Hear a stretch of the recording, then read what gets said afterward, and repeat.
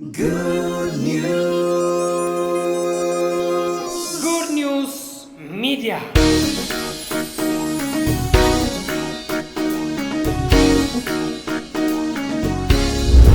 እዚህ ቦታ ላይ የተጀመረው ትምህርት አለ። ዛሬ እሱን ሐሳብ ቀጥላለሁ። ዛሬም በጣም በደስታ የተጀመረው ትምህርት በጣም ደስ ከሚለኝ በዋናነት ከማስተምራቸው አስተምሮቶች ወይም ሐሳቦች ውስጥ ዋና ፓኬጅ ሁሉን የያዘ ሁሉን አቀፍ የሆነ ሐሳብ የማስተምረው በዚህ በአዲስ ኪዳን የህይወትና የአገልግሎት ስርዓት ውስጥ ያለውን ሐሳብ ነው እና በዚህ የአዲስ ኪዳን የህይወት መጀመሪያ የአዲስ ኪዳን የህይወት ስርዓትን እንረዳለን። ቀጥለን ደግሞ የአዲስ ኪዳን የአገልግሎት ስርዓትን እንረዳለን። አሁን መጀመሪያ በዚህ ሐሳብ ላይ እየተወያየን እንገኛለን። ጌታ ይባረክ። የአዲስ ኪዳን የህይወት ስርዓትን መረዳት አዲስ ኪዳንን በጣም ልንረዳ ሊገባን ልናውቀው ልንኖርበትም ይገባል። ሰው አዲስ ኪዳን ካልገባው ሁሉ አንድ ይሆንበትና አንዴ ከዚህ እያረገ ምክንያቱም ይሄ አዲስና አሮጌ አቁማዳ የሚለው ማለት ነው። አዲስ የወይን ጠጅ በአሮጌ አቁማዳ ብትከተው አለ ይፈነዳል። ሁለቱንም ታጣላለ፣ ጠጁንም አቁማዳውንም በአሮጌ እና አዲሱን ጨርቅ ወይም በአዲሱ ጨርቅ ላይ አሮጌ ራፊ ወይም በአሮጌው ላይ አዲስ አታድርግ ይቦጭቀዋል አለ እና ይሄ እንዳይቦጫጨቁ በደንብ አጥርተን አዲስ ኪዳንን ማወቅ አለብን። በብሉይ ኪዳን ምክንያቱም የአዲስ ኪዳን የህይወት ስርዓት ቋንቋው፣ ንግግሩ፣ አስተሳሰቡ ሁሉ ዲፈረንት ነው። ክራይስት አዲሱን ኪዳን መስርቶልን ሄዷል። ስለዚህ በዚህ ሐሳብ ውስጥ እያየን መተናል። የደረስነው ኪዳን ዳሰሳ አንድ ላይ ያለውን ሐሳብ ስንማር ነበር። የኪዳን ዳሰሳ ምዕራፍ 1 የምንማራቸውን ሐሳቦች በዚህ ሐሳብ ውስጥ በዚህ በምዕራፍ 1 ውስጥ በኪዳን ዳሰሳ ምዕራፍ 1 ውስጥ የምንማረው ምን እንደሆነ ባለፈውም ተናግሬ ያለው ትንሽ እሱን ተናግሬ ወደ ዛሬው ሐሳብ ልሂድ። የአዲሱ ኪዳን መስራችና መካከለኛ ማን ነው የሚል ነው። በዚህ ውስጥ የምናየው የአዲሱ ኪዳን መካከለኛና መስራች ማን ነው? የኪዳን መሰረቶች የሚባሉት ምንድናቸው? አዲሱ ኪዳን የተመረቀውና የተጀመረው ምን ጋር ነው? የመስቀሉ ቃል ስንል ምን ማለታችን ነው? ከመስቀል በፊትና በኋላ የኛ ከክርስቶስ ኢየሱስ ጋር አብሮ መታየት ወይም መታወቅ አይደንቲፊኬሽን ዊዝ ክራይስት የሚለውን ሐሳብ እነዚህን ሐሳቦች ነው የምንማረው በዚህ ክፍል ላይ ማለት ነው። እነዚህ በዚህ በክፍል 1 ላይ ይሄንን በምዕራፍ 1 ላይ እናያለን። ምዕራፍ 2 ላይ ደግሞ የምናያቸውን ነግራቸዋለሁ። አሁን የተጀመረው በዚህ ሐሳብ ነው። የአዲሱ ኪዳን መስራችና መካከለኛ ማን ነው? መልስ ክርስቶስ ኢየሱስ። ፕሬዝ ጋድ። ብሉይ ኪዳን በማን እጅ መጥቷል? ወይም ሕግ በማን ተሰጥቷል? በሙሴ። ልክ እንደዚሁ ጸጋና እውነት ግን በማን ሆነ? በክርስቶስ ኢየሱስ ሆነ። እነዚህ ማወቅ አለብን። ስለዚህ የኪዳኑ መስራች ማን ነው? የአዲሱ ኪዳን መስራች ክርስቶስ ኢየሱስ የሚለውን ሐሳቦች በደንብ አይተናል። እነዚህን ሐሳቦች አዲሱን ኪዳን በተሻለ ተስፋ ቃልና በከበረው ደግሞ የመሰረተው ክርስቶስ ኢየሱስ ነው ብለናል። ዕብራውያን 8:6 ቁጥር 12 ምዕራፍ 9 ከ11 እስከ 18 አንዳንድ ሐሳቦችን አይተናል። የአዲስ ኪዳኑ መካከለኛ ኢየሱስ ክርስቶስ ነው ብለናል። ሰዎችን ሁሉ ወደ የሚያደርስ መካከለኛም እርሱ ብቻ ነው ብለናል። አሜን። ብቸኛ መካከለኛ። ምክንያቱም መካከለኛ የሚለው ቃል ሜዲኤተር ነው የሚለው በእንግሊዝኛ ሜዲኤተር። መካከለኛ ማለት በእኛ ዳይሬክት ሚኒንግ አማላጅ ወይም አገናኝ፣ አስታራቂ የሚሉትን ሐሳብ የሚይዝ ነው። መካከለኛ ሲባል ሴንተር ማለት ሳይሆን ሚዲኤተር። የአዲሱ ኪዳን መካከለኛ ማን ነው ከተባለ ኢየሱስ ክርስቶስ ነው። ስለዚህ መካከለኛ የሚለውን ያንን አይተናል። ዕብራውያን 9:15 ዮሐንስ 11:6 አንደኛ ጢሞቴዎስ 2:5 ሮሜ 8:34 ሐዋርያ 4:12 ዕብራውያን 7:25 የክርስቶስ ኢየሱስን መካከለኛነት በብዙ ያስረዱናል ብለን ተምረናል። ኢየሱስ ክርስቶስ አዲሱን ኪዳን ሊመሰረት ከአብ ዘንድ የመጣ የጸጋ ስጦታ ነው ብለናል። ዮሐንስ 1:16 እስከ 17 ባለው ላይ ይህንንም ተመልክተናል። እንዲሁም ኢየሱስ ክርስቶስ ብቸኛ የዓለምን ኃጢአት ሊያስወግድ የቻለ የታረደው በግ ነው ብለናል። በዮሐንስ ወንጌል 1:29 አንደኛ ጴጥሮስ 1:18 እና ራዕይ 5:12 ላይ ይህንን ስንመለከት ነበር። ስለዚህ ወደ ዋናው ሐሳቤ እየመጣሁ ነው። የኪዳን መሰረቶች ሳምንት በደንብ አስተምሬያለሁ። የኪዳን መሰረቶች ስንት የኪዳን መሰረቶች የሚባሉት እነማን ናቸው? የኪዳን መሰረቶች የሚባሉት ስንት ናቸው? ሶስት ናቸው። ምንድን ናቸው? በቃል በደም በምልክት። ይሄ በጣም የማይረሳ የኪዳን መሰረቶች ወይም the constitution of the covenant የምንላቸው ስለ covenant እነዚህ ሶስቱን ነገሮች አይተናል። ኪዳን በሶስት ዋና ዋና መሰረቶች ይጸናል። እነርሱም በቃል በደምና በምልክት ነው ብላችኋል። ሃሌሉያ። ስለዚህ በቃል በደምና በምልክት የሚጸና ነው ኪዳን። ብሉይ ኪዳኑን እንኳን በብሉይ ኪዳን የነበሩት ኪዳኖች ወይም እነዛን 8 ኪዳኖች እንኳን እግዚአብሔር ከህብረትም ጋር ወይም በግለሰብም የገባውን ኪዳኖች በመጽሐፍ ቅዱስ 8 ኪዳናት አሉ ከአዲሱ ኪዳን ጋር ጨምሮ ማለት ነው። እነዚህ ኪዳናትን ሁሉ ብንመለከት ከኤደን ገነት በኤደን ገነት ወይም ከኤደን ኮቨናንት ከሚባለው ውጪ ሁሉም ሰባቱም ኪዳን በደም ወይም እነዚህ ሶስቱን the constitution of the covenant ያማከሉ ናቸው፣ ያጠቃለሉ ናቸው። የኤደን ኮቨናንት ግን ኃጢአት ስላልነበረ ደም አልነበረም ብለናል። በኤደን ማለት የመጀመሪያ ገና ሰውን ፈጥሮ እግዚአብሔር የተናገረባቸው ማለት ነው። ብዙ ተባዙ ምድርን ሙሏት። እዛ ጋር ምንም አይነት ደም የለም። ለምን? ሲን የለም። ከሲን በፊት ነው። ከሲን በኋላ ያሉት እነዛ 8ቱ ኪዳኖች አዲሱንም ኪዳን ጨምሮ 8ቱ ኪዳናት ሲን ስላለ ብለድ አለ፣ ደም እየተደረገ ነው። ስለዚህ እነዚህ ሶስቱ ኪዳናት እነዚህ ሶስቱ የኪዳን መሰረቶች በየትኛውም ኪዳን ውስጥ ስንመለከታቸው እንደነበር አይተናል። ምክንያቱም ደም ሳይፈስ ስርየት የለምና ይላል ዕብራውያን 9:22 ማለት በቃ ለስርየት ነው። ብለድ ካለ ስርየት አለ ወይም ኃጢአት አለ ማለት ነው።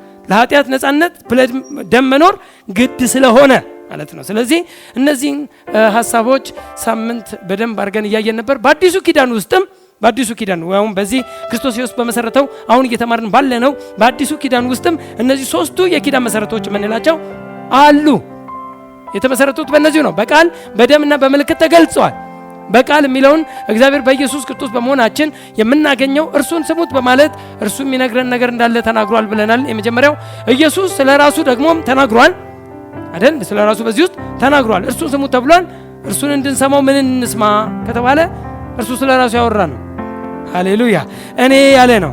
እርሱን ስሙት ከተባል እርሱ ወደ ማንም አይጠቁምም። አብ እርሱን ስሙት አለ። ማርያም እርሱም የሚላችሁን አድርጉ አለች።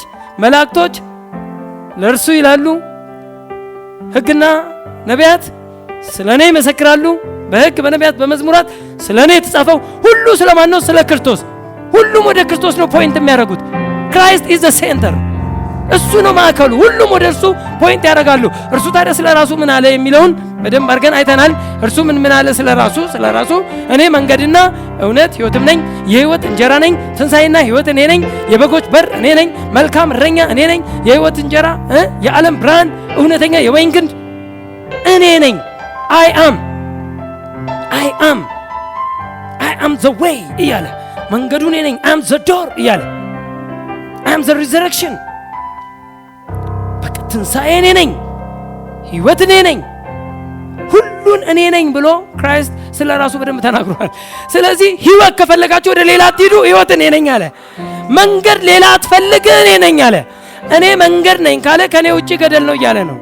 እኔ ሕይወት ነኝ ካለ ከኔ ውጪ ሞት ነው እያለ ነው። እኔ እውነት ነኝ ካለ ከኔ ውጪ ሐሰት ነው እያለ ነው። እኔ ነኝ። አይ አም። እስቲ አሜን በሉ። እስቲ አይ አም ነው ያለው። እኔ ነኝ። ትሩዝ ከፈለክ አያም፣ ወይ ከፈለክ ወደ አብ የሚያደርስ አያም።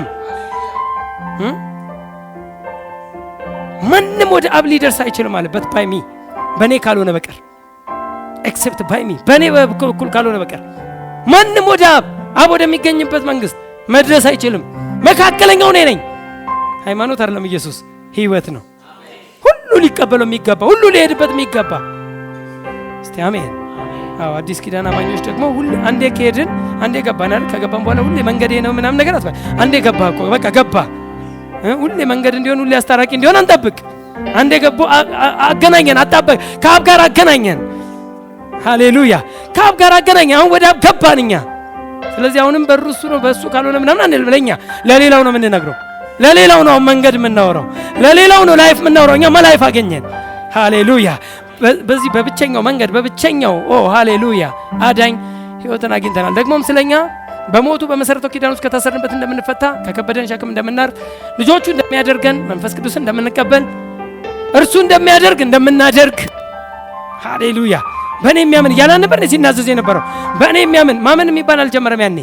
በእኔ የሚያምን እኔ እንደማደርገው ያደርጋል፣ ከዚህም የሚበልጥ ያደርጋል። በእኔ የሚያምን እርሱ እንደሚያደርገው እንደምናደርግ ኑዛዜ ነበረ። መንፈስ ቅዱስን እንደምንቀበል በእርሱ የሚያምኑት ሊቀበሉ ስላለ ስለ መንፈስ ቅዱስ ተናገር። መንፈስ ቅዱስ የለም። ያን መንፈስ ቅዱስ በክርስቶስ ውስጥ ብቻ እንጂ በማንም ውስጥ የለም። ካያችሁ በብሉይ ኪዳን በዛ ክርስቶስ በነበረበት ዘመን ብቸኛ መንፈስ ቅዱስን ይዞ ሲንቀሳቀስ የነበረው በመንፈስ ሲመራም የነበረው በመንፈስ ሲፈውስ ነፃ ሲያወጣም የነበረው ኢየሱስ ብቻ ነበር። ሌሎቹ ዘይት እየለቀለቁ ነው የሚፈውሱት ሐዋርያቶችም። ማርቆስ 6 ላይ ካያችሁ ዘይት ቀብተው ፈውሷቸው ይላል። ለምንድነው ዘይት የሚቀቡት? ለምንድነው ዘይት ቀብተው የሚፈውሱት ብትሉ እዛ ቦታ ላይ መንፈስ ቅዱስን አልተቀበሉ። ስላልተቀበሉ በኋላ ሌላ ጊዜ በደንብ እንማራለን። መንፈስ ቅዱስ ኢየሱስ ለምን ዘይት ቀብቶ አልፈወሰም? የእሱን ፓተርን እንድንከተል ለምን? እሱ ኢንሳይድ የሆነ አኖይንቲንግ አለው። የእነሱ ግን ኢንሳይድ አኖይንቲንግ ስለሌለ መንፈስ ቅዱስ በውስጣቸው ስለሌለ የግድ ሊመጣ ያለውን መንፈስ ቅዱስ የሚጠቁም ኦይል ያደረጉ ነበር። አሁን ግን መንፈስ ቅዱስን ተቀብለናል። ሃሌሉያ። ስለዚህ እሱም ሌላ ጊዜ ስለ አኖይንቲንግ በደንብ አስተምራለሁ። ኤኒዌይ ከጨለማው ስልጣን እንደሚያድነን ተናግሯል። ከኃጢአት ሊያነጻን፣ ከእግዚአብሔር ጋር አባትና ልጅ ሊያደርገን፣ ሰላሙን ሊሰጠን፣ ሊባርከን ተናዟል። የተናዘዛቸው ኑዛዜዎች ናቸው። ቃል አለ። አዲሱ ኪዳን ሊመሰረት ቃል አለ፣ ኑዛዜ አለ። ይሄ ሁሉ ኑዛዜ ነው። ለዚህ ነው በዕብራውያን 9:15 ላይ ስለዚህም የፊተኛው ኪዳን ሲጸና ሕግን ያላለፉትን የሚቤዥ ሞት ስለሆነ የተጠሩት የዘላለምን ርስት የተስፋ ቃል እንዲቀበሉ እርሱ የአዲስ ኪዳን መካከለኛ ነው። ሜዲየተር እንግሊሹ ሜዲየተር ነው የሚለው። የአዲስ ኪዳን መካከለኛ ነው። ቁጥር 16 ኑዛዜ ያለ እንደሆነ የተናዛዡ ሞት ማርዳት የግድ ነውና፣ ምክንያቱም 17 ሰው ሲሞት ኑዛዜው ይጸናልና፣ ተናዛዡ በሕይወት ሲኖር ግን ከቶ አይጠቅምም። የተናገራቸው ኑዛዜዎች ለምሳሌ ልጅነት፣ ለምሳሌ መንፈስ ቅዱስ መቀበል፣ ጥሩት እዚህ ጋር ያሉትን ክርስቶስ እንዳደረገ ለማድረግ እዛ ጋር ያሉት ከከበዳችን ሸክም እንደምናርፍ ሰላሙን ሊሰጠልን፣ ምክንያቱም ሰላሜን ሰጣቸዋለሁ ብሎ ነበር። ሰላሜን ሰጣቸዋለሁ፣ ሰላሙንም ተውላቸዋለሁ፣ ሰላምን ተውላቸዋለሁ፣ ሰላሜንም ሰጣቸዋለሁ፣ እኔ የምሰጠው ሰላም ምናምን እያለ ሲናገር ነበር። ኑዛዜ ነው፣ አልተሰጠንም። ተናዛዡ እስኪሞት ኑዛዜ ብቻ ነው። ተናዛዡ ከሞተ በኋላ ግን ህጋዊ ናቸው እኛ ላይ። ለዚህ ነው አሁን ኮቨናንቱን በደንብ እየተማርን ያለ ነው። ኑዛዜ አለ፣ ቃል አለ፣ በቃል የገባ በቃል የተገባ አለ ማለት ነው። ለዛም የቃሉን ደግሞ ለማጽናት የተናገረውን ቃል ደግሞ ለማጽናት ምን ያደርጋል? ደም ይፈሳል ብለናል። ከብሉይ ኪዳን ጋር አስተሳስረን ሳምንት በደንብ አሳይቻለሁ። ደም ስለኛ የተናገረውን ኑዛዜውን ለማጽናት በደሙ አጥቦ ሊያነጻንና ሊዋጀን ደሙን አፍስሶልናል። ሊዋጀን፣ ከኃጢአት ሁሉ ሊዋጀን፣ ነፃ ሊያወጣን፣ የተናገረውን ሁሉ ሕያው ለማድረግ፣ እውነት ለማድረግ ደሙን አፈሰሰ። ለዚህ ነው ዕብራውያን 9 ላይ ቁጥር 18 ላይ ስለዚህም ፊተኛው ኪዳን እንኳን ያለ ደም አልተመረቀም ያለው። ፊተኛው ኪዳን እንኳን የትኛውን ነው? ብሉይ ኪዳኑን ነው የሚያወራው። የፊተኛው ኪዳን እንኳን ያለ ደም አልተመረቀም። አዲሱ ኪዳንስ በደም ነው የተመረቀው። የሚያወራው ስለሱ ነው። 10 ላይም ይናገራል። 19 እና 20 እንግዲህ ወንድሞች ሆይ በመረቀልን በአዲስና በመረቀልን እስቲ አሜን በሉ እስቲ። አዎ ተመርቋል ማለት ነው። አዎ በመረቀልን እንግዲህ ወንድሞች ሆይ ስለ ወንድሞች ነው። እንግዲህ ወንድሞች ሆይ በመረቀልን በአዲስና በሕያው መንገድ ወደ ቅድስት በኢየሱስ ደም የተመረቀው በደም ስለሆነ የተመረቀው በደም ነው። ሃሌሉያ። በስጋው በኩል ነው።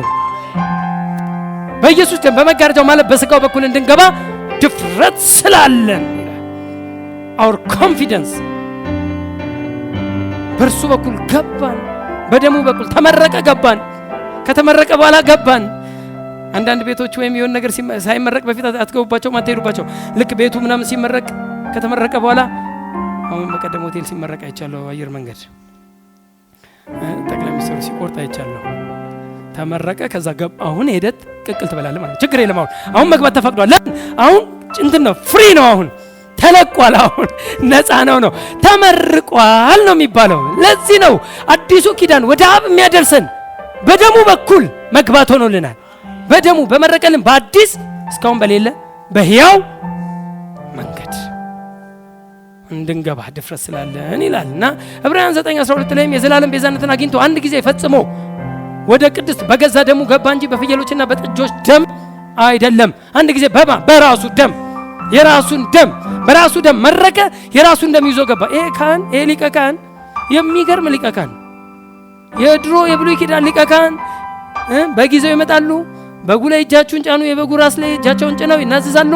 ኃጢአታቸውን ያ በግ ከተቀበለ በኋላ ስለ እነዚህ ሰዎች ሲል ያ በግ ይታረዳል። ከዛ ከታረደ በኋላ ደሙን ይዞ ወደ ቅድስተ ቅዱሳን ይገባል ሊቀ ካህኑ። አሁን ግን ኢየሱስ ግን የሚገርም ነው፣ የራሱን ደም ይዞ ገባ ይላል። ደሙን የራሱን። ምን አይነት ሊቀ ካህን ነው! ይሄ ሃይ ፕሪስት በጣም ደስ የሚል ነው። ጌታ ይባረክ። የራሱን ደም ይዞ ገባ። በገዛ ደሙ ነው የገባው። በፍየሎችና በጥጆች ደም አይደለም ይላል።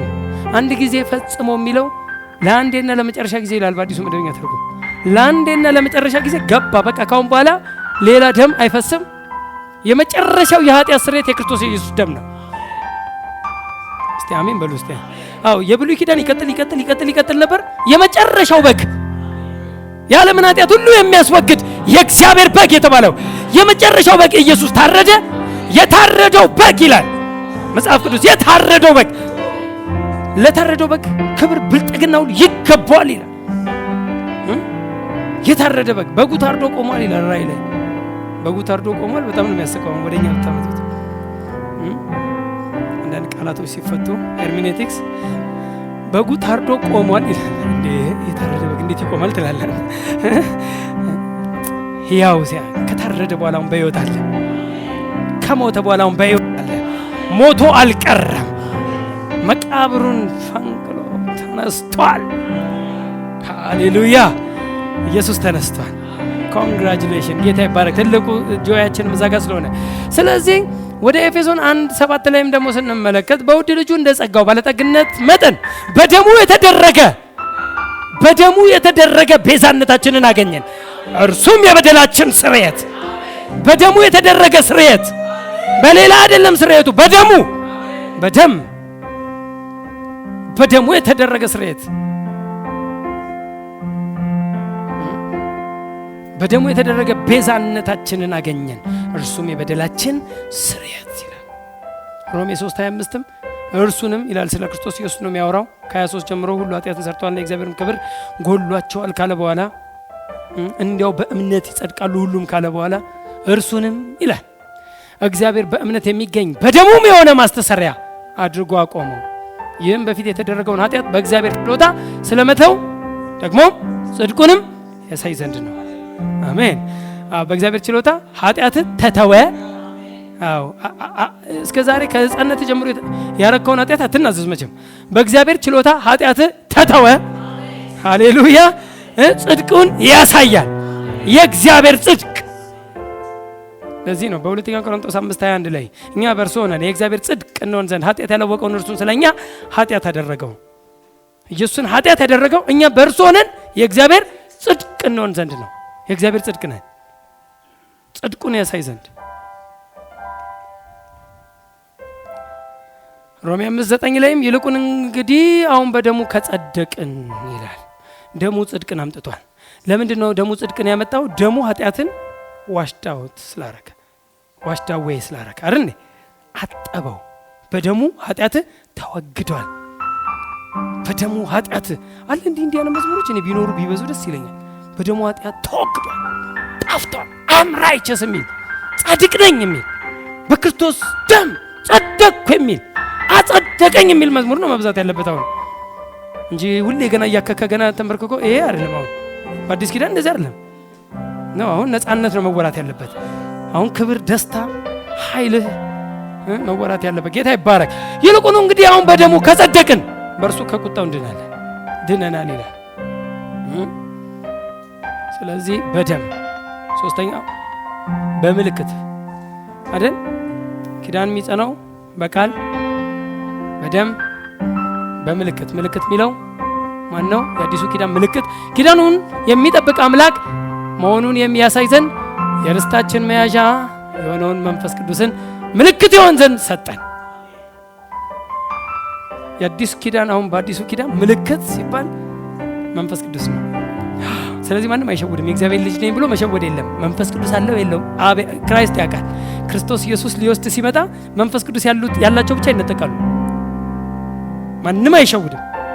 ባለፈው ስለ ብረት ነግሬያቸዋል። ብረትና ብረት የሚመስሉ ብረት አስተን የሚመስሉ የተቆራረጡ እንትኖች ቢኖር ማግኔት የሚያነሳው ከዛ ውስጥ የሚመርጠው ብረት፣ ምክንያቱም ከእርሱ ጋር ኮኔክትድ የሚሆኑት ብረቶች ናቸው። ልክ እንደዚሁ ማንም አይሸውድም። አብሮ ተቀላቅለው መሄድ ምናምን ነገር በሃይማኖት ካባ በሃይማኖት መልክ ማንም ሊሸውደው የማይችለው መንፈስ ቅዱስ። ምክንያቱም አንድ ሰው በክርስቶስ ሲያምን ቅዱሱ መንፈስ ይቀበላል።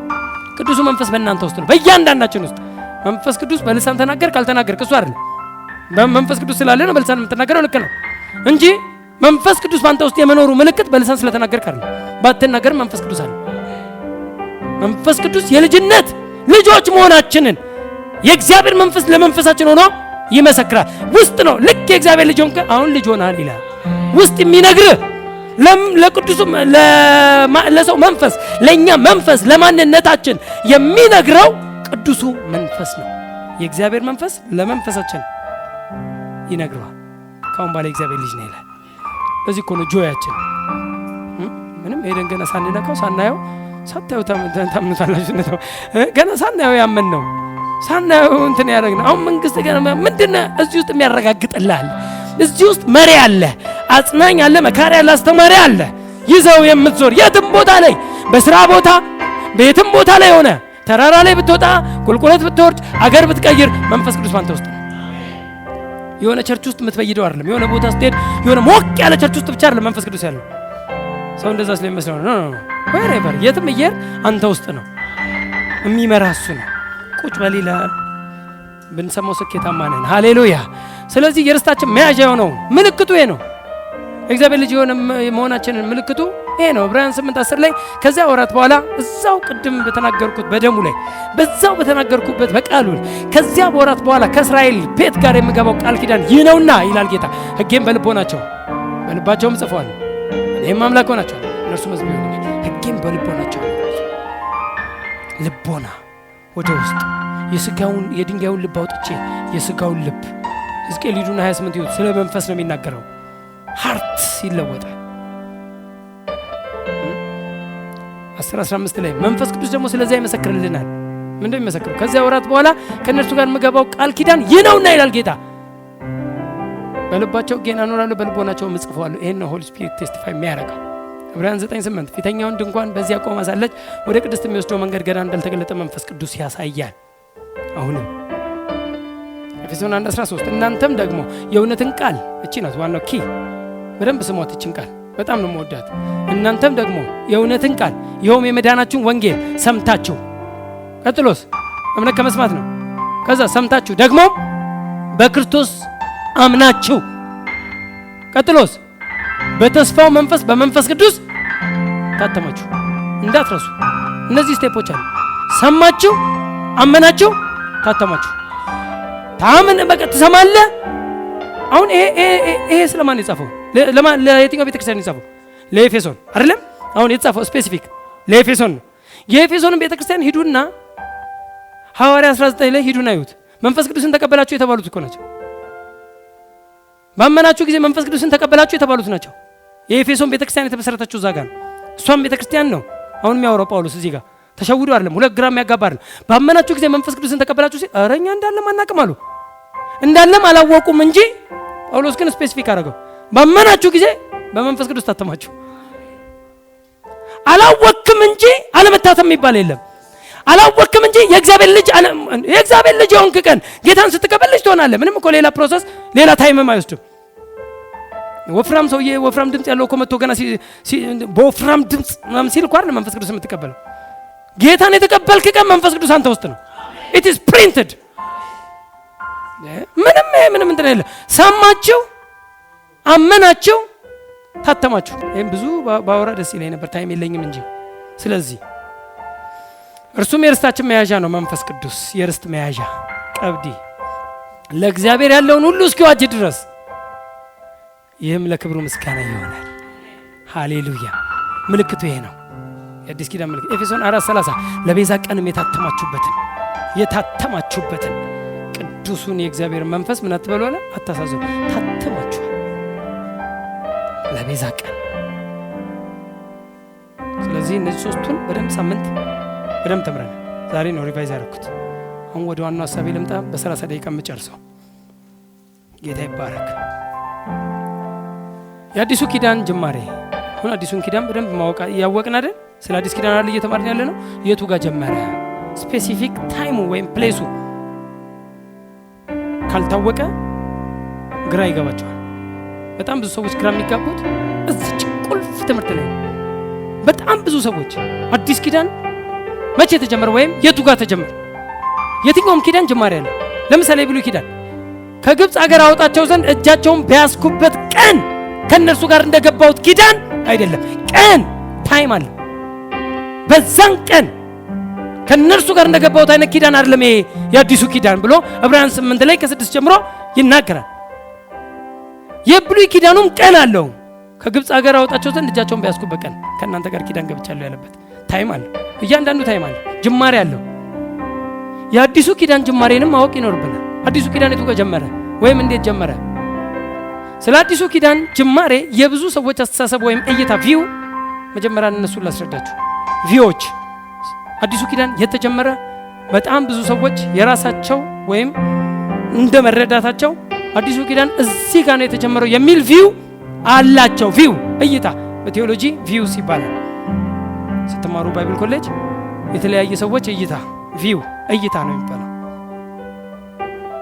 እና ቪዎቻቸውን ላሳያችሁ። የተለያዩ ቪዎች። አንደኛ በኢየሱስ ክርስቶስ መወለድ ኪዳኑ ተጀምሯል የሚሉ አሉ። ኢየሱስ ክርስቶስ ሲወለድ አዲሱ ኪዳን ተመሰረተ። ለምን? ጨለማ ነበረ ከዛ በፊት የጨለማው ዘመን ነበር የሚባለው። ከዛ በቃ ኢየሱስ ክርስቶስ ተወለደ፣ ብርሃን ወደ ምድር መጣ። ስለዚህ አዲሱ ኪዳን ተጀመረ። የጨለማው ዘመን ነበር። ገብቷችኋል? ማውራው ጀስት ኢንፎርሜሽን እንድትይዙ፣ በማንኛውም ነገር ኢንፎርምድ ልትሆኑ ኢንፎርሜሽን ሊኖራችሁ ይገባል። ስለዚህ አንዳንድ ሰዎች የኪዳኑን ጅማሬ መወለዱ ላይ ያረጋሉ። ኢየሱስ ሲወለድ አዲሱ ኪዳን ተጀመረ ይላሉ። አንዳንዶች የሚሉትን ደግሞ ልንገራቸው። አይ ኢየሱስ ሲወለድ አይደለም አዲሱ ኪዳን የጀመረው፣ ኢየሱስ ልክ የምድራዊ አገልግሎቱን ሲጀምር ነው፣ ወይም በክርስቶስ ኢየሱስ የምድራዊ አገልግሎት መጀመር ነው የሚሉ አሉ። ኢየሱስ የምድር አገልግሎቱን ወይም መፈወስ፣ ታምራት ማድረግ፣ አጋንንት ማውጣት በሌላ ቋንቋ በስንት ዓመቱ ማለት ነው? በ30 ዓመቱ 30 ዓመት እስኪሞላው፣ ያው ይሄ የአይሁድ ስራ ስለሆነ 30 ዓመት ሲሞላቸው ነው ወደ ውትድርና፣ 30 ዓመት ሲሞላቸው ነው ለአገልግሎትም፣ 30 ዓመት ሲሞላው ነው ፉል ፕሬዝ ጋድ። በክርስቶስ ኢየሱስ ምድራዊ አገልግሎት መጀመር ነው ይላሉ። ልክ ኢየሱስ ክርስቶስ ምድራዊ አገልግሎቱን ሲጀምር አዲሱን ኪዳን ተመሰረተ፣ ጀመረ። አዲሱ ኪዳን የጀመረው ክርስቶስ ኢየሱስ የምድር አገልግሎቱን ሲያረግ ነው ይላሉ። ሶስተኛው በክርስቶስ ኢየሱስ በመስቀል ላይ መሞት ነው የሚሉ አሉ። ወይም ደም መፍሰስ፣ ሞት፣ ክርስቶስ ሞቶ ነው ኪዳኑን የመረቀው የሚሉ አሉ። አራተኛው በክርስቶስ ኢየሱስ ከሙታን መነሳት ወይም በትንሣኤ ነው የሚሉ አሉ። ክርስቶስ ኢየሱስ ሪዘረክት ሲያደርግ ነው አዲሱ ኪዳን የተጀመረው። የአዲሱ ኪዳን ጅማሬ በሪዘረክሽን ነው የሚሉ አሉ። አምስተኛው መንፈስ ቅዱስ በሐዋርያት ላይ በወረደ ጊዜ ነው አዲሱ ኪዳን የጀመረው ይላሉ። ቪውስ እይታዎች፣ የብዙ ሰዎች እይታዎች ወይም የብዙ ሰዎች መረዳት።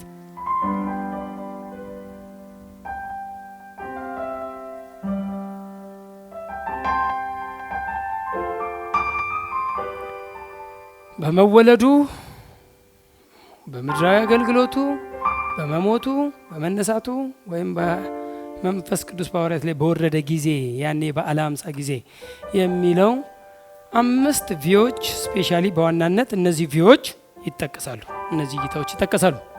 እኛ ግን እናውራ፣ ወደ ኋላም እንመለሳለን። አዲስ ኪዳን መቼ ተጀመረ የሚለውን እንያው። ከነዚህ ውስጥ ወዴት እናደላለን? ባይብሉስ ወደ ቃሉስ ወዴት ያደላል? በደንብ እንትን የሚያደርገን ሞር የሚገልጥልን የትኛው ነው ወደሚለው ሐሳብ ነው ምንገባው። ጌታ ይባረክ። አዲስ ኪዳን መቼ ተጀመረ? የአዲሱ ኪዳን መስራች ማን ነው? ክርስቶስ ኢየሱስ ነው። አዲሱ ኪዳን የተመሰረተው ወይም የመሰረተውም አዲሱን ኪዳን ኢየሱስ የመሰረተውም በመስቀል ላይ ለኃጢአት ስርየት የሚሆነውን ደሙን በማፍሰስ ነው። ኪዳኑ የተጀመረው የኪዳኑ ጅማሬ ደሙን በማፍሰሱ ነው። እነዚህም ሁለት ጥቅሶች እንድናነብ ፈልጋለሁ። ማቴዎስ 26:28 ለብዙዎች የኃጢአት ይቅርታ የሚፈስ የአዲስ ኪዳን ደሜ ነው። ስለ ብዙዎች የኃጢአት ስርየት የኃጢአት ነፃነት የሚፈስ የአዲስ ኪዳን ደሜ ነው።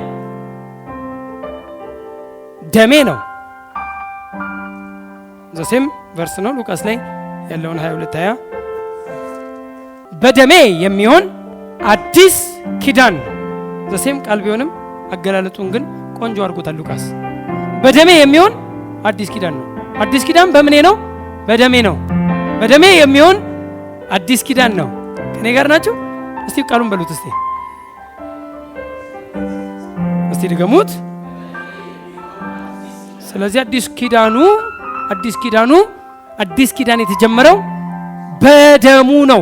ቅድምም ስነካካው ነበር ከላይ በመረቀልን ዕብራውያን 10:19 20 በመረቀልን በአዲስና በሕያው መንገድ በደሙ በኩል የተመረቀው አዲሱ ኪዳን ወይም የተጀመረው በደም ነው። ይህ ስለ አዲስ ኪዳን የሚፈሰው ደሜ ነው፣ በሞቱ ነው።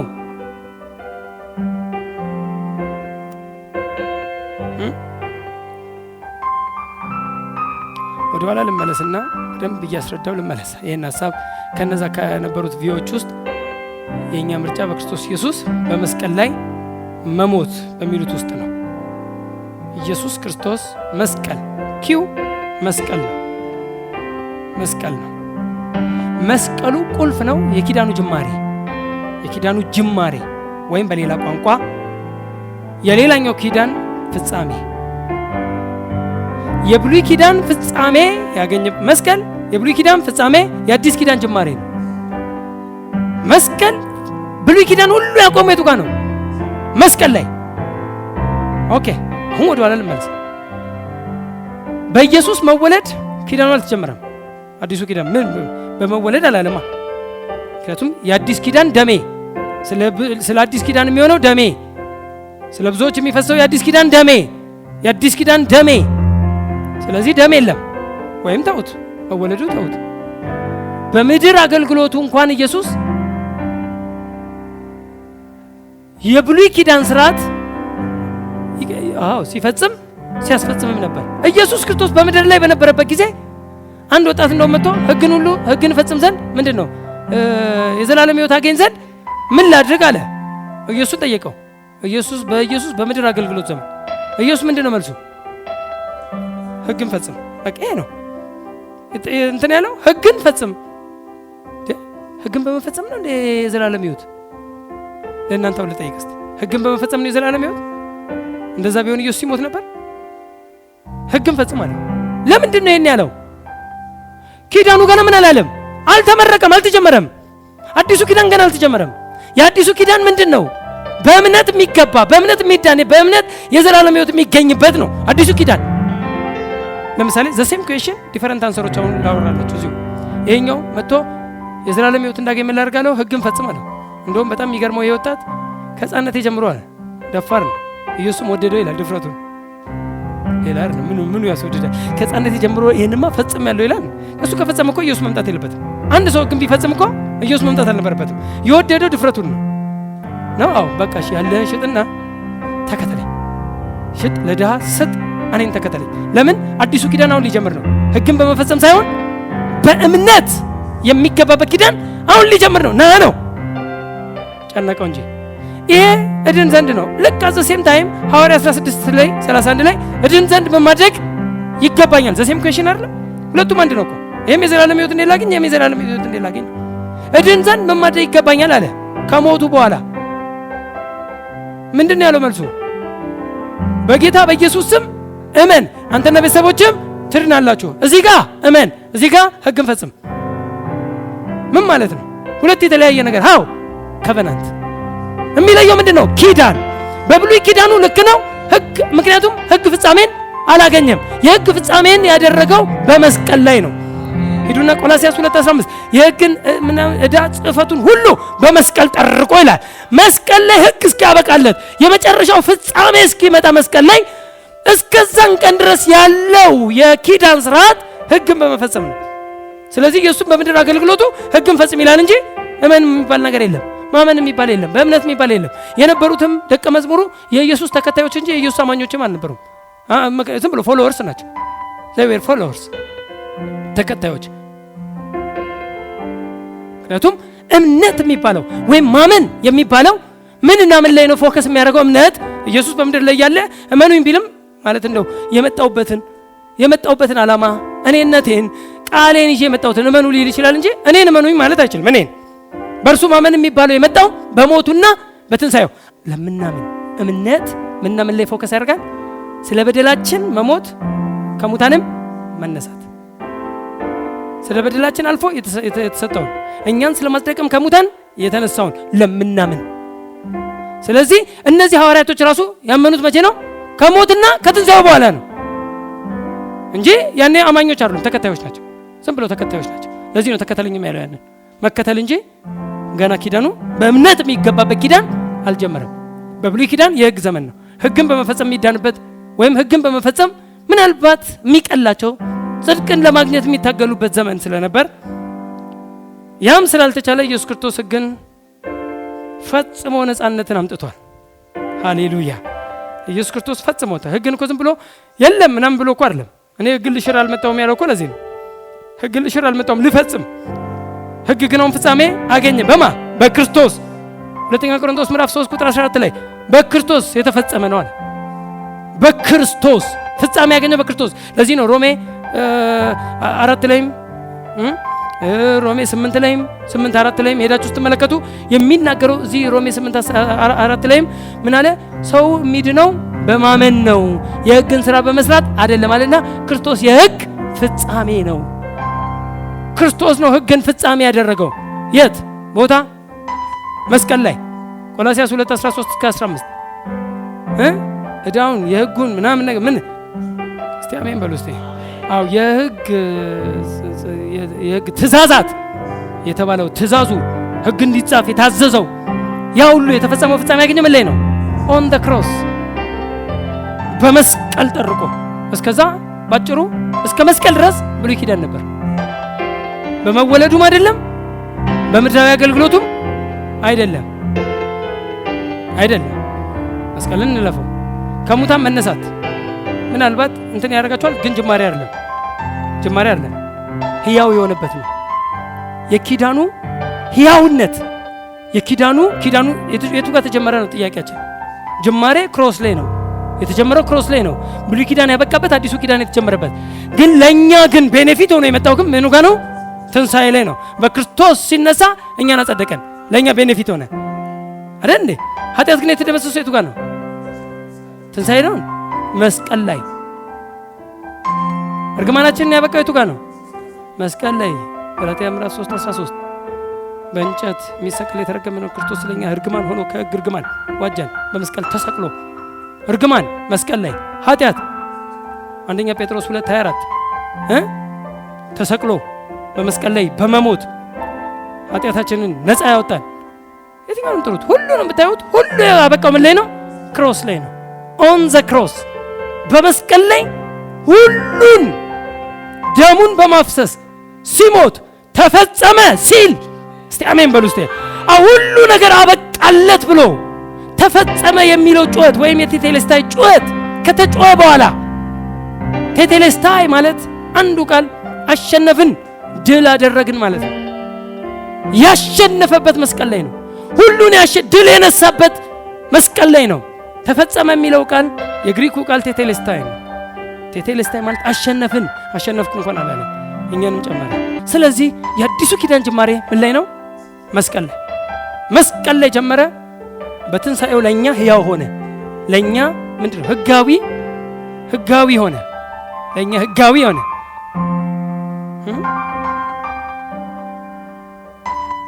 ምክንያቱም ቅድም የተናገረው ደስ ይለኛል። ተናዛዡ ሲሞት በጣም ደስ የሚል እኮ ነው። ዕብራውያን 9:16 ኑዛዜ ያለ እንደሆነ የተናዛዡን ሞት ኪዌቱ ጋር ነው። ሞቱ ጋር ነው። የተናዛዡን ሞት ማርዳት የግድ ነውና ለምን አለ? ተናዛዡ ምን ሲል ሲሞት ኑዛዜው ይጸናል። አውሩት እንደዚህ። ጌታ ይባረክ።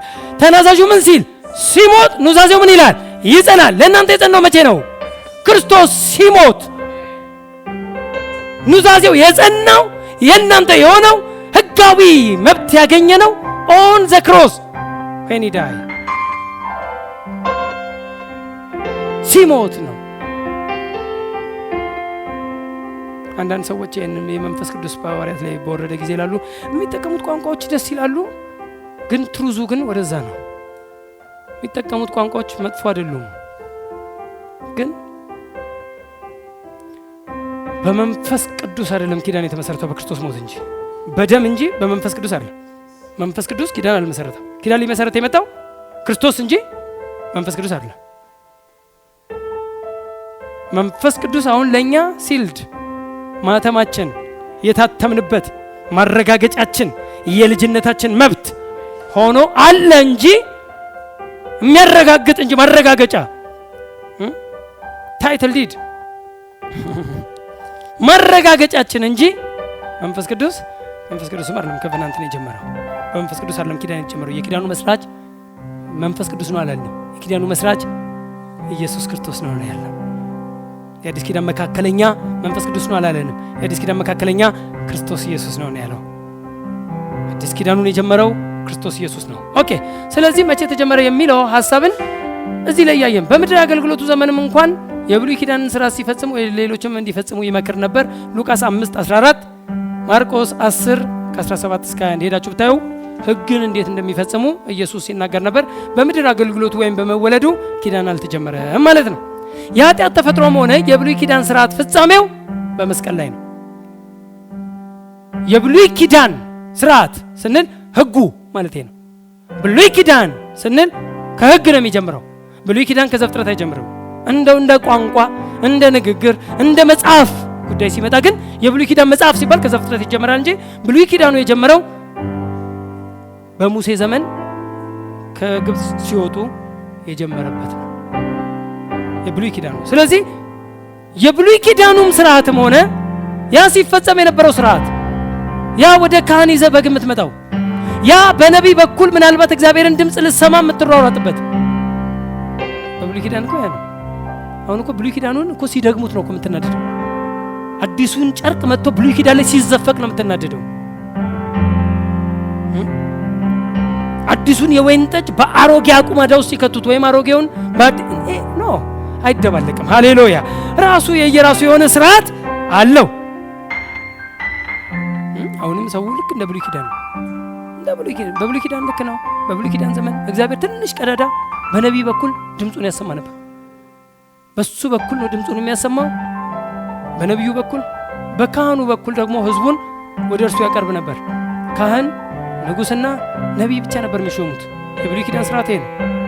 ንጉስ አለ አስተዳደራዊ ስራ እንዲሰራ፣ ካህን አለ የቤተ መቅደሱን ስርዓት የማጠን የምን እንዲሁም ደግሞ የኃጢአት ስርየት ለማካሄድ ህዝቡን ወደ እግዚአብሔር ለማቅረብ፣ ነቢይ ደግሞ እግዚአብሔርን ወደ ህዝቡ ለማቅረብ። ስለዚህ በነቢዩ በኩል ብቻ ነበር እግዚአብሔር ሳውንድ የሚያስተላልፈው። ለዚህ ነው ህዝቡ ሁሉ ስማ ነው የተባለው። በብሉይ ኪዳን ጊዜ ስማ፣ የነቢዩን ነፍስ የማትሰማ የነቢዩን ድምፅ ወይም የነቢዩን ቃል የማትሰማ ነፍስ ሁሉ ከህዝብ መካከል ተለይታ ትጥፋ ሁሉ ነበር፣ ይወገር ሁሉ ነበር፣ ይጥፋ የነቢዩን ድምፅ የማይሰማ። አሁን በዚህ በአዲስ ኪዳን ዘመን ውስጥ መጥተህ ሌላ ስርዓት ውስጥ ገብተህ እችን ጥቅስ ጠቅሰው አይልም ባይብል ይላል። አይልም፣ እሱ ብሉይ ኪዳን ላይ ነው። አዎ የነቢዩን ድምፅ የማትሰማ ከህዝብ መካከል ተለይታ ትጥፋ ይላል። ስለዚህ ምን ሰማ? አልሰማም። የምሰማው ከነቢይ በላይ እግዚአብሔር በእኔ ውስጥ አለ። እግዚአብሔር መንፈስ ቅዱስ ልሰማው እኔ ውስጥ የቀረበ። አሁን እኮ ያኔ ሩቅ ስለነበር ሁሉ ኃጢአተኛ ስለነበር በደንብ ሐሳቡን ሁሉ ኃጢአተኛ ስለነበሩ ሁሉም ኃጢአተኛ ስለሆኑ እንዴት አድርጎ ነው እግዚአብሔር የሚሰሙት? በምን ይሰሙታል? ከኃጢአተኛው ተመርጦ ስለ ኃጢአተኛው በሚሾሙ ካህን ነቢያቶች አይደል እንዴ? ከኃጢአተኛው ነው ራሱ ኢቭን ራሱ ካህኑን እንኳን ወደ ካህኑ ሲመጣ በደንብ ይገባቸዋል። ራሱ ድካምን ስለሚለብስ ዕብራውያን 5 ራሱ ካህኑ ድካምን ስለሚለብስ መጀመሪያ ስለማ ስለ ራሱ በግ ምናምን ነገር ተናዞ የእሱ እንደሚይዘው ከገባ በኋላ ነው ከዛ ለሰው። ለምን? እሱ ራሱ ኃጢአተኛ ነው። ማንም ጻድቅ የለም፣ ሁሉ ተሳስተዋል፣ ሁሉ ከኃጢአት በታች ተዘግቷል የተባለ ኪዳን ነው የብሉይ ኪዳን። ስለዚህ ማንም እግዚአብሔር መስማት አይችልም። እንደው እንደምንም አድርጎ እግዚአብሔር በዛ በኃጢአተኛው በኩል በዛች ቀዳዳ እንደው ለጊዜው በሚመጣ እጁ መጣች ይላል አይደል እንዴ? የእግዚአብሔር እጅ መጣችበት ወይም የእግዚአብሔር መንፈስ በሱ ላይ ወረደ። ከዛ ሳሰምቶ ይነግረውና ከዛ ምን ያደርጋል? ይሄዳል። በሱስ መኖር ይችላል? ለምን? መልሱልኝ። ኃጢአተኞች በኃጢአተኛው ውስጥ ቅዱሱ መንፈስ መኖር ስለማይችል መኖር አይችልም አሰምቶ ለመሄድ። ስለዚህ አሁን በአዲስ ኪዳን እጅ መጣች ምናምን የምትለው እኮ አይደለም። ከእጁ በላይ እሱ ገባባር ነው። እጁ መጣ ምናምን የምትልበት እኮ አይደለም። አሁን ምን እጅ ይመጣል? አሁን እጁ በብሉይ ኪዳን ስርዓት ታመጣለን። የምን እጅ? አሁን እኮ እሱ መጣ አንተ ውስጥ ሊኖር ፈረመ። የሚመራ አምላክ አለ። አሁን በብሉይ ኪዳን ስርዓትና ቋንቋ፣ ንግግር፣ አመለካከት የምንመራበት ኪዳን አይደለም። ይሄ ኪዳን የተለየ ኪዳን ነው። ዲፈረንት ኮቨናንት፣ የተሻለ ኪዳን። ፕሬዝ ጋድ። የተሻለ ኪዳን ውስጥ ገብተን ገና በብሉይ ኪዳን ስርዓት እኔ ስልህ ነው፣ እኔ ስልብህ፣ እኔ ስልልሽ፣ እኔ ካላልኩ አሁንም አምጥቶ እዚህ መዝፈቅ። ተው ወንድሜ፣ ካንተ በላይ የሚነግረኝ አለ እኔ ውስጥ አለ። አሁን ልክ ነው እኔ ከፈለኩ። ምክንያቱም አንዳንዴ ዳይለማ ከሆንክ መንፈስ ቅዱስ ነግሮ ምናልባት የምትል ከሆነ ዌቨር የምታረግ ከሆነ ኮንፈርም ለማድረግ ነብይ ይነግር ይሆናል እንጂ ኮንፈርም እንጂ ኢንፎርም አያረግም በአዲስ ኪዳን። በብሉይ ኪዳን ጊዜ ግን ኢንፎርም ነው የሚያደርገው። ኢንፎርሜሽን የሚመጣው የግድ በነብዩ በኩል ብቻ ነው በብሉይ ኪዳን ጊዜ። በአዲስ ኪዳን ግን ኢንፎርሜሽን በነብዩ በኩል አይደለም የሚመጣው፣ በመንፈስ ቅዱስ ነው የሚነግርህ፣ ውስጥ ነው የሚነግርህ። እነዚህ በእግዚአብሔር መንፈስ የሚመሩ አለ እንጂ በነብይ የሚመሩ አይልም። በአዲስ ኪዳን የምትመራው በመንፈስ ቅዱስ ነው። እስቲ እኔ በሉ እስቲ በመንፈስ እመራለሁ። ሃሌሉያ። በብሉይ ኪዳን የሚመሩት ግን በነብይ ነው። ነብዩ ቁጭ በል ካለ ቁጭ ይላል፣ ተነስ ካለ ይነሳል፣ ግንብ ዙር ካለ ስንቴ 7 ዙር ይዞራል። ችግር የለም። ለምን? በነብይ ነው የሚመሩት። እሱንም ማሰባ ነፍስ ከህዝብ መካከል ተለይታ ስለምትጠፋ ሪስክ ነው። ከባድ ነበር። እሱም ብቻ ነው መስማት። ለዚህ ነው እግዚአብሔር ሲመጣ ያኔም የሚቆጣው ነብዩን ነው። ህዝቤን አሳትክ ብሎ ነብዩ ላይ ነው የሚጮኸው እግዚአብሔር። እነዚህ ውሸተኞች ሐሰተኛ ነቢያቶች ሕዝቅኤል 13ን ሄዱና አንብቡ፣ ኤርምያስ 20 ሄዱና አንብቡ። በጣም የሚገርም ህዝቤን አስተውታል ይላል እግዚአብሔር። ይመጣና የሚቆጣው ነብይ ለምን? ስማ ተብሏል ህዝቡ። በአዲስ ኪዳን ግን እንደዛ የሚባል ነገር የለም። በአዲስ ኪዳን እንደዚህ የሚባል የለም። አሁን እግዚአብሔር ነብይ ሊቆጣ ይመጣል ብለን እንዳታስብ። አሁን አንተ ነው የሚቆጣው። አሁን አጣርተህ ስማ የተባልከው አንተ ነህ። አዎ ትንቢትም ፈትሽ፣ ጠረጴዛ ላይ አስቀምጥ፣ አሜን አትበል፣ ተንበርከክ አልተባልክም። አሁን ተንበርከክ፣ እንደዚህ አይነት ቋንቋ የለም። አሁን ሌላ ነው። ጌታ ይባረክ።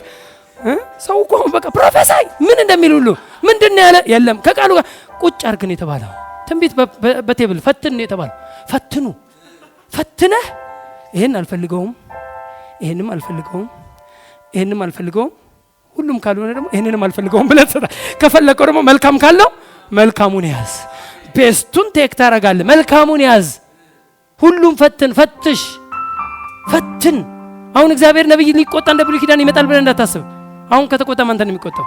ማለት ያው እንደው ከተቆጣ ስን እንደው የቁጣ እንዳታረጉት ደግሞ ክራይስት ቁጣው የአብ ቁጣ ክራይስት ላይ በርዷል። እሱን አይደለም ለማለት የፈለኩት። ጥፋቱ ያንተ ነው ሊልም ከፈለገ ያንተ እንጂ የነብዩ ምናምን ነገር ስንት አስተኛላ የሀገር ስላለ አሁን እግዚአብሔር አረፍኩ ብሏል። በምን አረፍክ ብትሉት መንፈስ ቅዱስን ለልጆቼ በመስጠት አሁን የሚሰሙ የሚያረጋግጡ በእነሱ ውስጥ የሚኖር መንፈስ ቅዱስን አስቀመጠና አሁን ጌታ ዘጭ ብሎ ተኝቷል። ጌታ ይባረክ አርፏል። አሁን ችግር የለም። ጌታ ይባረክ። አንተ ውስጥ ያስቀመጠው እግዚአብሔር አለ። መንፈስ ቅዱስ ኃይል የሚያንቀጠቅጥ የሚያፈርጥና የሚያስነሳ ብቻ አይደለም። መንፈስ ቅዱስ ሂዝ ጋድ አምላክ ነው። ሃሌሉያ። የሚመራ የሚመክር የሚያጽናና የሚያስተምር ያስተምራችኋል አለ። ወደ እውነት ሁሉ ይመራችኋል አለ። የሚመራ መሪ እሱ ነው። ወደ እውነት ሁሉ ምን ይላችኋል? እስቲ ይመራኛል በሉ እስቲ። መሪ አለኝ በሉ እስቲ። እረኛ አለኝ። ሃሌሉያ። ሂድ ይላል አትሂድ ይላል፣ ቁም ይላል አትቁም። ፕሬዝ ጋድ። ስለዚህ ዲፈረንት ነው ኪዳኑ፣ ዲፈረንት ነው።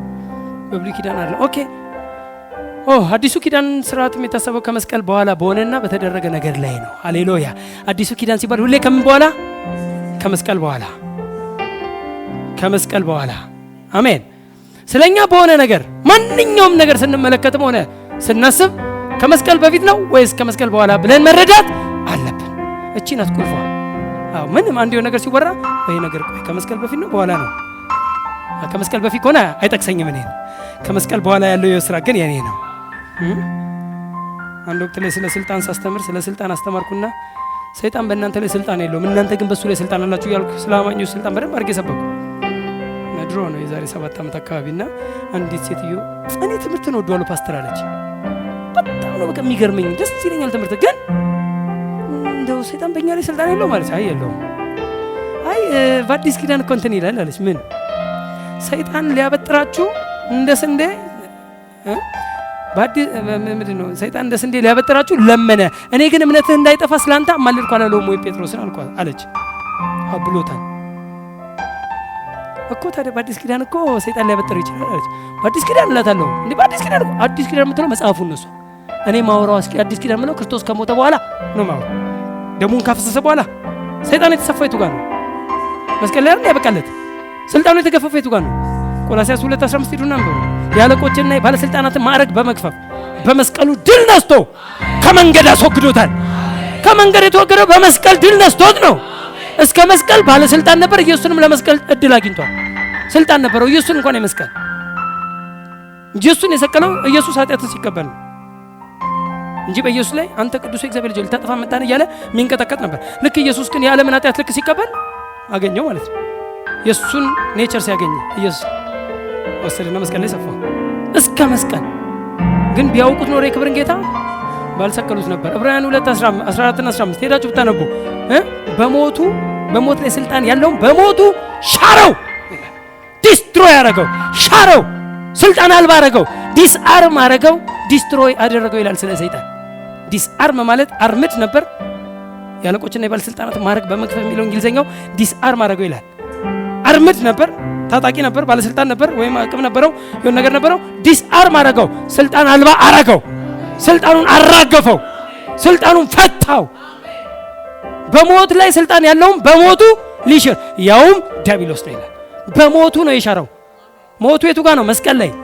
እስቲ አሜን። በሞቱ ነው ሰይጣን ስልጣኑ የተገፈፈው። ስለዚህ አሁን ከመስቀል በኋላ ሰይጣን ስልጣን አለው። ማበጠሪያው ተቀምጧል። አሁን ማበጠሪያው አንተ ጋር ነው። ከፈለክ አንተ ታበጥራለህ እንጂ የሚያበጥር የለህም። አሁን አንተ እነ ጴጥሮስን ማያበጥራል። ለምን አያበጥርም? ያኔ ገና ምን ልጅ ሆኗል እንዴ?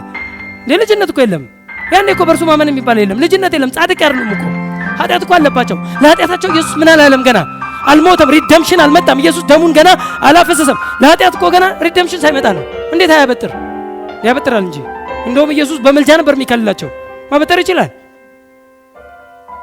ከሞትና ከትንሳኤው በኋላ ግን ማበጠሪያው ለእነሱ ተሰጠና እነሱ እየዞሩ ያበጥሩ ጀመር። አይደል እንዴ?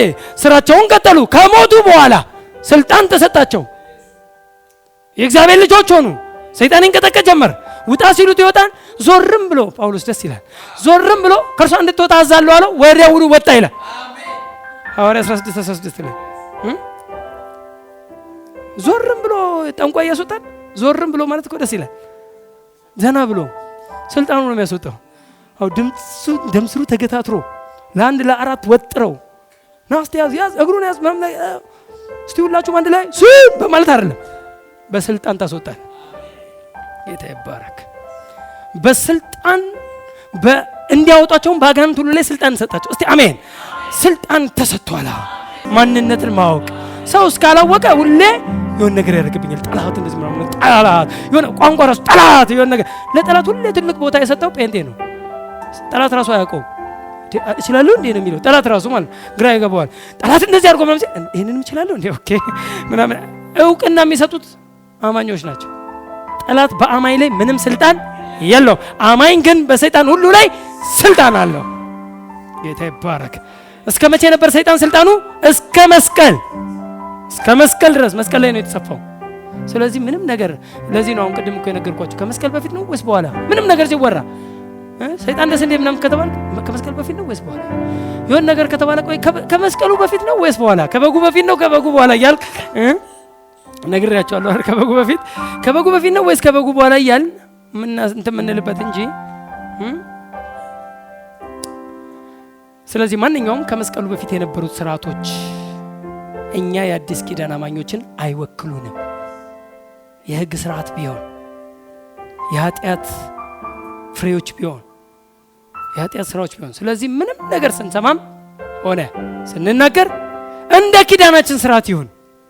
አሜን። ማለትም ከመስቀል በኋላ በሆነው ስርዓት እንመላለስ። ስለዚህ ኪዳኑ የተጀመረ መስቀል ላይ፣ ከመስቀል በኋላ የአዲሱ ኪዳን የሕይወት ስርዓት ተጀምሯል። ሃሌሉያ። ከመስቀል በኋላ በትንሣኤ ለእናንተ ሕያው የሆኑትን ሳምንት በደንብ አድርጌ እያስረዳው እመጣለሁ።